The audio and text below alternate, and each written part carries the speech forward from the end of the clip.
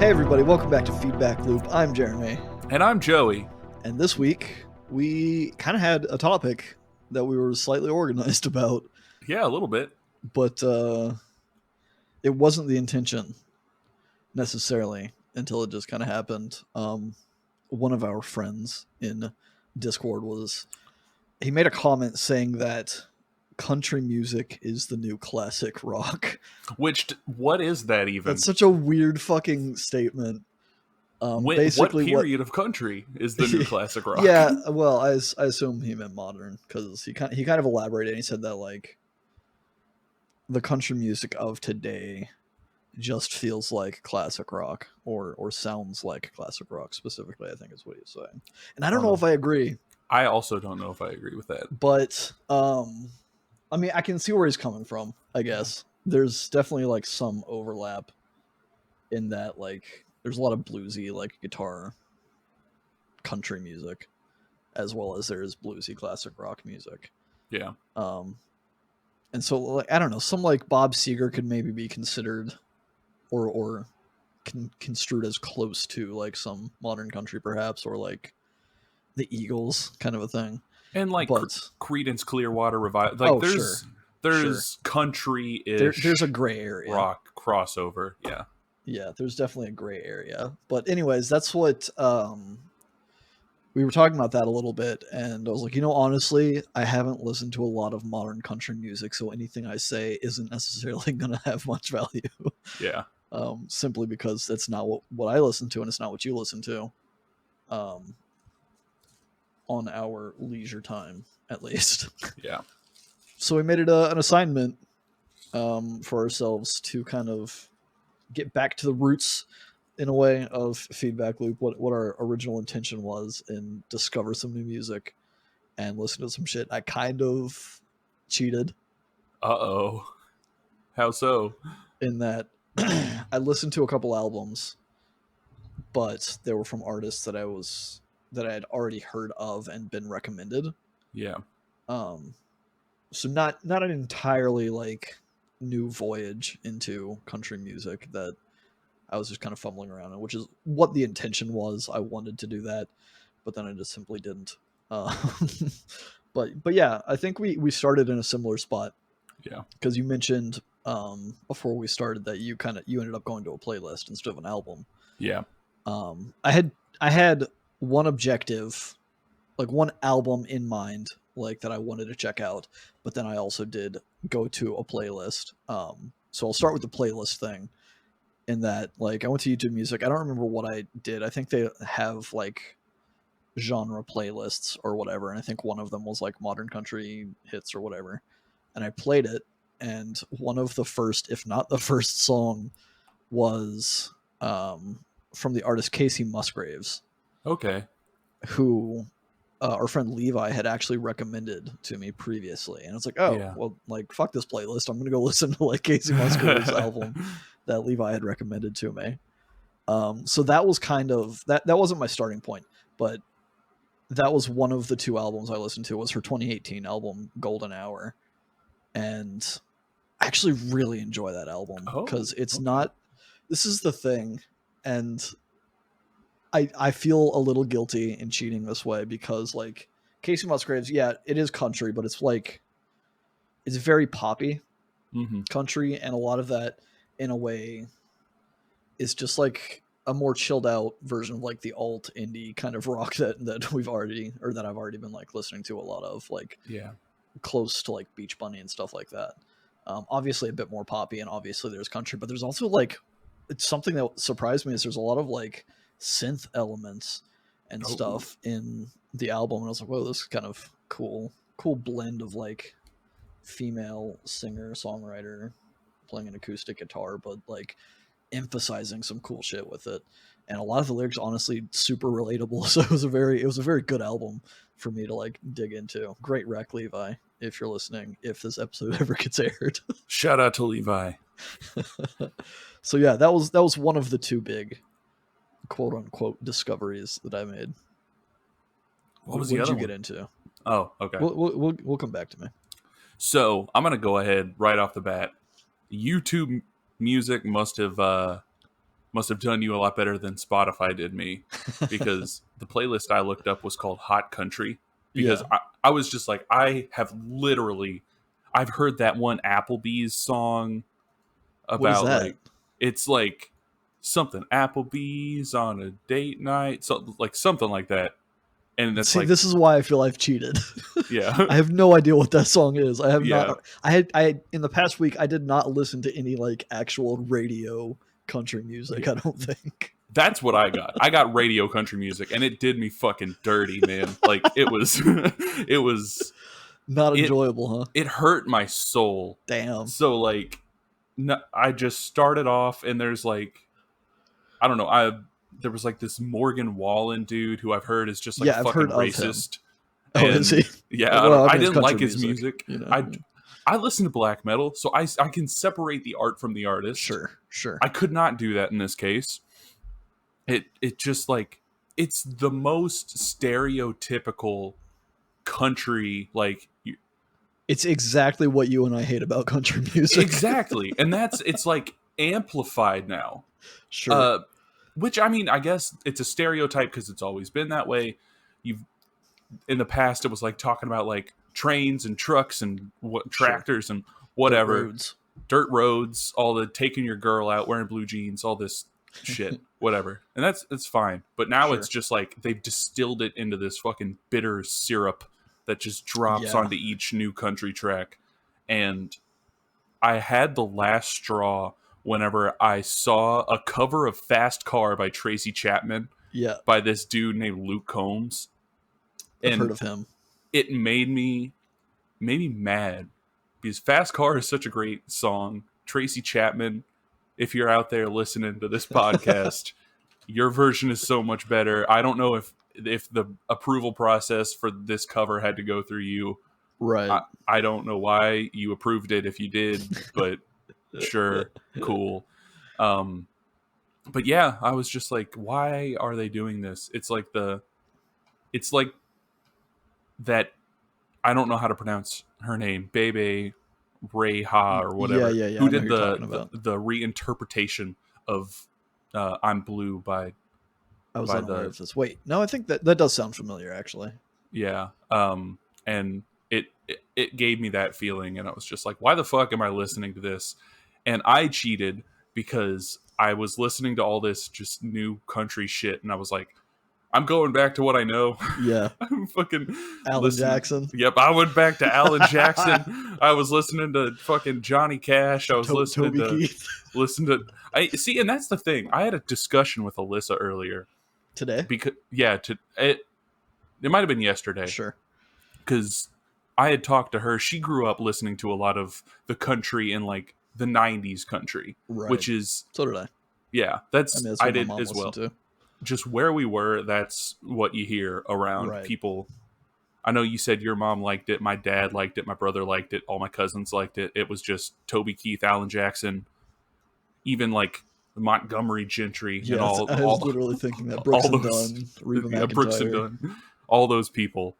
And Alyssa has a lot more of like the girl country influence, like the Shania Twain, and she's still salty about you saying you didn't like Shania Twain. Well, but Shania Twain sucks. Deal with it. She said that she liked country and now she doesn't, and that the song Save a Horse, Ride a Cowboy is where country died. I agree with that statement, I think. Yeah, and I couldn't disagree with her. And it's like, that's whenever it just took the full-on pop lyric train and went just sideways from there. It became too commercial. It did. And I mean, Shania Twain was there too, in my opinion. You know, I mean, that was just her sound, and sure. But it gave me a lot of thoughts about, I don't know, because the current modern country that I like Tyler Childers. I could get with him, and like Chris Stapleton, some of his stuff and maybe I should have just known that and gone more that direction, but I was I was trying to take it as like a modern country that you'd hear on the radio and listen. You did the right thing. I did the wrong thing, which is what you were thinking, because the other album I listened to was a Chris Stapleton album. Okay, yeah. And I'd never listened to any of his songs like in full. I've heard him in passing, but he was also recommended to me, I think, by Levi, strangely enough, years ago. And I was like, yeah, I think I could get into that, and then I never actually did. But earlier this year, while I was at the dentist office, there was a song on the radio that like stood out to me, and I googled the lyrics while I was sitting there waiting, because that's how I find songs. If I'm like, I don't know what song this is, just Google a key phrase or something. And it was a song by Pink featuring Chris Stapleton. Oh yeah. I was like, oh yeah, that sounds nice. Looked it up this past week. Don't actually enjoy that song that much, but Chris Stapleton's voice is just something else. It's just so like, it is so perfect for his style of music and that kind of like outlaw country kind of vibe. Yeah. But yeah, so I listened to his 2017 album, which might be his biggest album. I'm honestly not sure.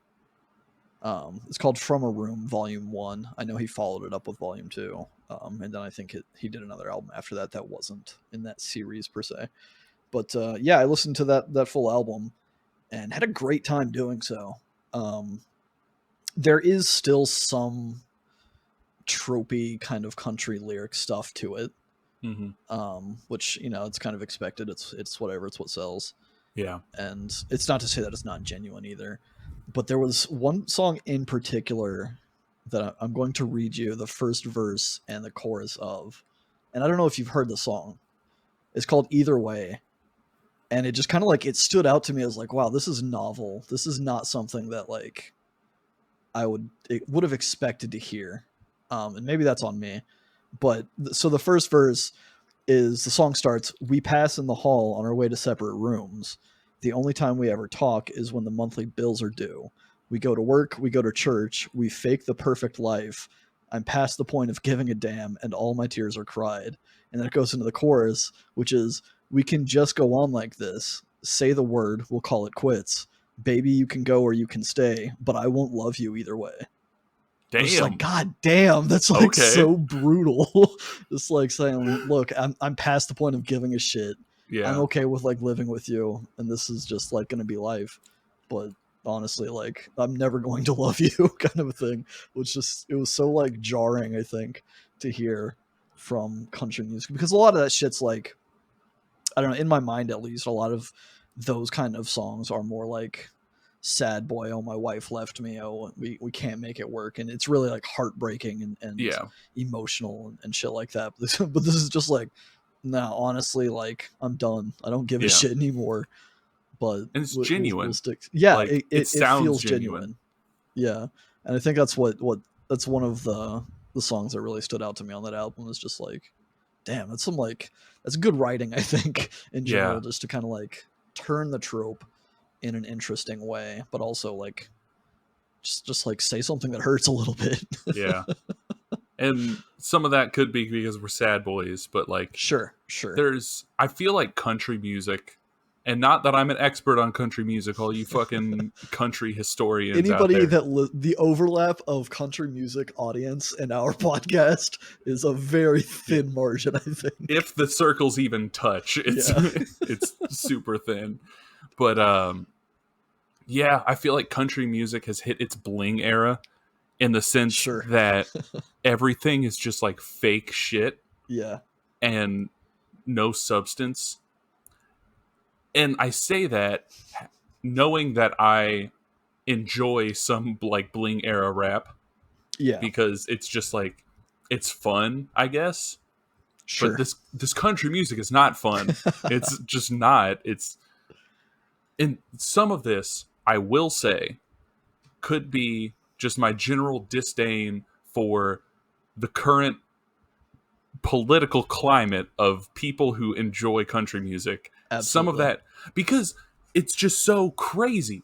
Like, country music and bluegrass and folk started out being a working person's music. And like, if now it's a product. Exactly. Now it's a fucking product that's consumed by right-wing people, fucking bootlickers for the government, and it's like, it's insane. Whenever I think back, and I know this is a bit of a stretch, but I think back to like Pete Seeger and like Woody Guthrie, old folk heroes that sonically I feel like helped influence a lot of like the landscape that helped produce country music and bluegrass and folk along the way. Americana and stuff like that. And they're fucking communists. Like, and now it's just like, it's the opposite. Yeah. Exactly. It's the opposite of that. And so some of my bias, I'm sure, comes into play here. For sure. I can't get away from that. So I'm putting that out there, that I do have biases that I'm sure deeply affect my enjoyment of country music in the modern landscape. I agree with that. I will say, it seems like, I know, I'm almost positive that the people who were making country music in the fucking 90s that I somewhat enjoy were probably also like right-wing or Republican or conservative. For sure. Like, so there's something's there, and I don't know if it's the sound, I don't know if it's like the cheesiness of the lyrics, the fact that like it seems like it's hit the point where like people hate on Nickelback in the rock area. I don't know if they do anymore, but yeah. They don't anymore, but for a while it was. And I feel like current country music is having that. Yeah. And where it's just like, it's so watered down to the point where it doesn't mean anything. It doesn't mean anything. And I felt that way about Nickelback. I felt that way about Creed. And rock had its heyday back then. I feel like maybe country music is having that now. Yeah, because country music is just the new rock. Exactly. Yeah, you know what? Shit, man. You're right, Ben. I do agree with pretty much everything you've said. However, I think this is good that we kind of both went in separate directions, because there is still a lot of like good shit within that domain. It's just not necessarily getting radio play. It's not necessarily like the popular shit. No, and Chris Stapleton, for sure, had his heyday, but there's probably a lot more under the surface that is like him. You're right. Yeah, that, and like again with Casey Musgraves, it's such a like, it's a subgenre essentially. It's its own kind of niche thing that has trickled down and is no longer associated with mainstream stuff. I mean, I'm sure she made a lot of money. There's another artist, and I don't know how to pronounce her last name, but it's Maddie Poppe. One of my favorite like modern country songs that I've heard, and I've listened to this like for the past like year or so. I don't remember when I first heard it, but she has a song called "Nothing Good Comes Out of California," which is like it's a song about her. It's a very good song. First of all, she has a beautiful voice. She plays guitar very well, but it's a song about her like moving from like the South or from the Midwest or from wherever she was to like California, and she's kind of like singing from the perspective of dealing with her family and friends back home, being like, dude, California is like the devil kind of a thing, and it's her kind of dealing with that, which is a very like, it's an interesting take, it's an interesting perspective to have, and I think the way that the song is written is super well. I don't know if she wrote the song, I'm assuming she did. According to the internet, she is the 16th season winner of American Idol as well. So hopefully she writes her own shit. But there's definitely I think there's a lot of good shit that I could find in country music that would suit me. However, it would not be, the Morgan Wallens. It would not be the Luke Combs kind of style of mainstream country music stuff. So maybe I keep diving a little bit at a time and finding more shit like that, because I mean, honestly, a lot of that stuff's just like, the stuff that I like is more genuine. It's more stripped down in a lot of ways. It's not as like overproduced. I mean, granted, that Casey Musgraves album, like I said, had like some synth stuff in it, but it still felt very natural and very like experimental and fun in a way that I think a lot of production and stuff isn't. There's something you said earlier that I want to go back to. And maybe this is a topic for another episode in itself.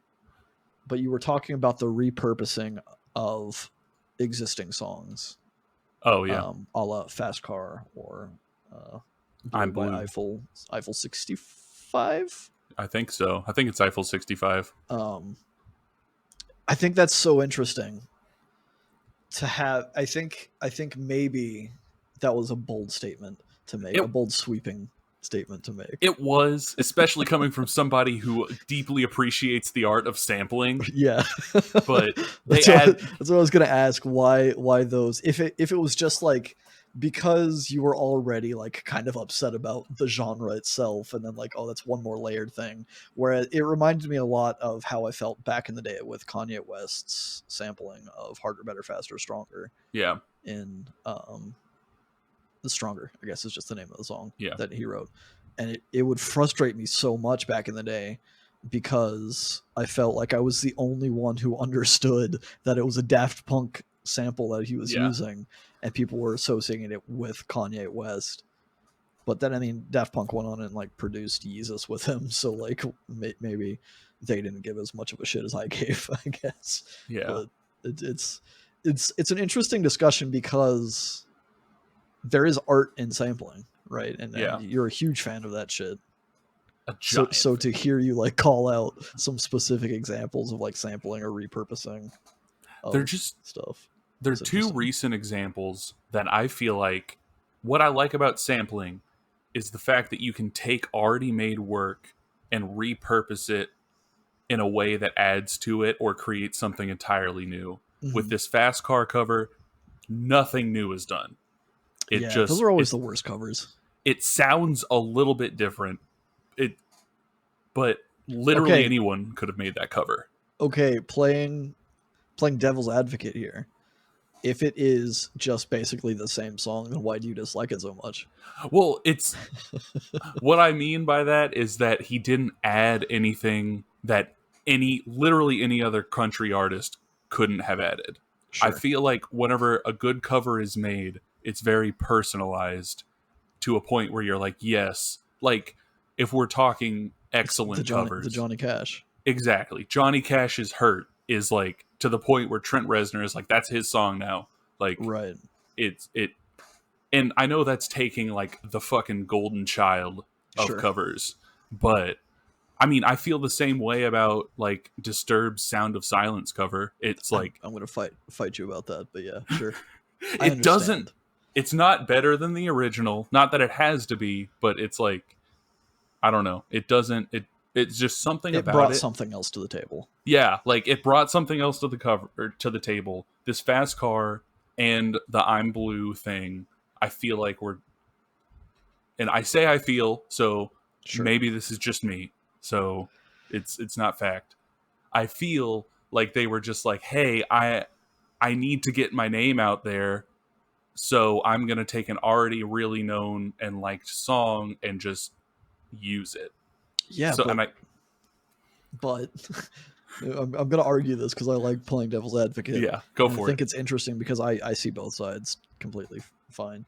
But that's how a lot of bands get their start, right? As cover bands. They start by doing some big covers, especially nowadays with YouTube, right? Yeah. There are a lot of bands like First to 11 and Lauren Babick and artists that are on YouTube that got their start or continue to thrive with covers because there is that kind of celebrity kind of that they can leech off of in a way.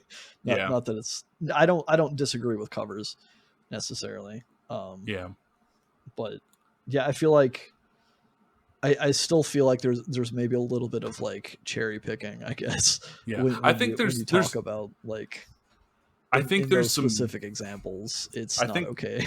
Yeah, I think there's some internal shit that I need to deal with before I can speak objectively on this topic. Sure, And I definitely think some of my bias is coming in. Like the I'm Blue cover, it's not a cover. It's like more of a sample. Mm-hmm. And just list the melody and all this, and like the words are different and everything. Right. But I don't know. Maybe I'll sit with that. Maybe I'll reflect on it a little bit. And I'm not sure. It's easy for me to pick on you because like you're the one that brought it to the table. Yeah. I'm sure there are tons of examples where I would be in the same spot where I'm just like, man, because again, like Kanye West sampling Daft Punk, like as a teenager, that frustrated the hell out of me. And I like that song now. For sure. I absolutely do too. I mean, I love Kanye West's music. So yeah, it's something that's very interesting. I guess that it's easy to fall into your own biases and let them kind of feed themselves and become that kind of feedback loop. Hey. And that's what this episode's about. Yeah. I mean, it really started from our own like personalized, like our ignorance, our willful ignorance to country music and our biases against it. And that caused us to not know anything about it. Yeah. And in some cases we were proven right. Based on your experiences. Thankfully I cheated and didn't actually have to deal with that shit. Yeah. But I was also kind of proven wrong by your examples. Right. There's a lot of depth in genre that I think it's easy to generalize things and not give credit where credit is due. And we could all do better about that. Speaking of, I got a rec this week. Oh. Because I listened to a new album that is not related to our country stuff. Hell yeah. I've been trying to make an effort to listen to more music. And the artist Black, who is a rapper / R&B singer, it's stylized with a 6, so it's 6 Lack. He was featured. He was featured on the Gorillaz, the latest Gorillaz album, I think, and it stood out to me. I liked his vocals on that, so I went and checked out his album. He released an album this year in 2023 called "Since I Have a Lover," and it's like an hour long. It's 19 songs, 58 minutes. But just good vibes, just really good vibes. Unsurprising, or I guess not unsurprising. It's surprising that I like dove into it and accepted it the way it is, because it's got that modern hip hop aesthetic to it, where like his vocals are like heavily like filtered and auto-tuned and stuff, but there's still like soul in it. There's still like something about it feels good to listen to. So that's my rec this week. Is Since I Have a Lover by the artist Black. It's good shit. Go check it out. Well, Black with a 6. Okay. Yeah. Because whenever you said that, I was wondering. I was like, "Where's the 6 going to be? What's?" It's 6 LACK. Okay. It's just pronounced Black. I forget what the guy's actual name. It's like Ricardo something, I think. My rec is going to be semi-related to today's topic, just because it's a country album, a modern country album that proves me wrong in my hatred for modern country, and it's Tyler Childers live at Red Barn Radio 1 and 2, and it's really good. I check that out. Live at Red Barn? I think it's live at Red Barn Radio 1 and 2. Cool. I think that's what it's called. Yeah. Sick. Love a good live album. Yeah. Maybe we can talk about live albums in the future, but that pretty much does it, I think, this week. Unless you got anything else you want to shout out. Not really. Sick. Yeah. We did it, man. Listen to music. Listen to more music. Explore more music. Yes. Challenge yourself. Sometimes prove yourself right. Sometimes prove yourself wrong with your preconceived biases. But don't get into a pocket, a comfort zone, and stay there. You know, you gotta branch out. There's so much out there. There is in life, not just music, but not just music. But here we talk about music, so listen to some fucking country music. Find some good shit that you like. Stick with it. Stay in our feedback loop. Bye.